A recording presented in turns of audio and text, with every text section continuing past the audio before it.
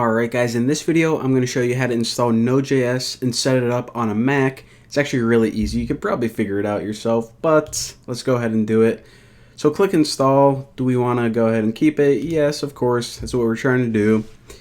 It downloads real quick, so double click this package that you just installed. And by the way, the website is https://nodejs.org, so make sure you're on that website. Alright. So this is just a wizard. If you watched my last tutorial, actually you probably didn't because that was for Windows, but it's really easy. Just click continue. Okay, make sure you read all that. Continue. Do you agree to it? Yep. And install this. Alright, so that is it. So let's go ahead and close out of that. And just like the last tutorial, now since it installed a path variable, what we can do is we can open up our terminal. And if you can't see it, then if you go to Finder, and let me just go to Applications, it's in, hold on a second. Make sure you guys can see what's going on. Alright, so if you go to your Applications, inside Utilities, you're going to see a program called Terminal. Now double click that, but I already have it open, so there you go. So from here, you can just type node, if you spell it correctly, wow, node, and then just to test that anything, put like console log, like tuna. So press enter, and it says tuna undefined. That's good, that's what we wanted to see. It means that everything is installed and working correctly. So now let me quit this terminal, close, and check it out. So again, we obviously don't want to develop or write all of our code in that terminal. So what you can use, and what a lot of people use, is actually this program right here called Sublime Text. It's a text editor and it's completely free.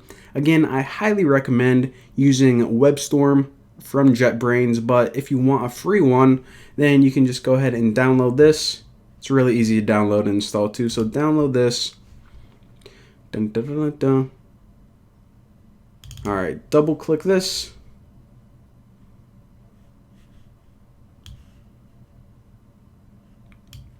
And now if we double click it to open it, check out, alright, are we sure we want to open it? Alright, don't warn me. Actually, we'll keep that just in case, and open.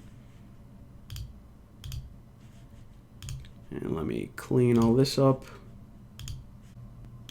And now we have Sublime. So the first thing I want to do is actually just make a new file. And let me save this as, I'm going to store it right on my desktop. I have a directory called Bucky. Make sure that you save a file called app.js.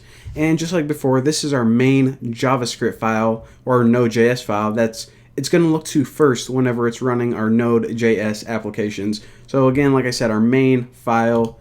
Save it. Now, just to test everything real quick, I'm going to put console log, and I'll just write like bacon. Actually, let me put, yeah, bacon. I think I said tuna before. Alright, so now make sure I save everything, and now open up our terminal again. And if I go to CD, desktop, Bucky, that's going to move me into this directory right here. And if we press LS real quick, we can verify that this right here lists all of the files in your directory. So we can see that we have one file that we just created, app.js. Now in order to run this, all we do is type node app.js.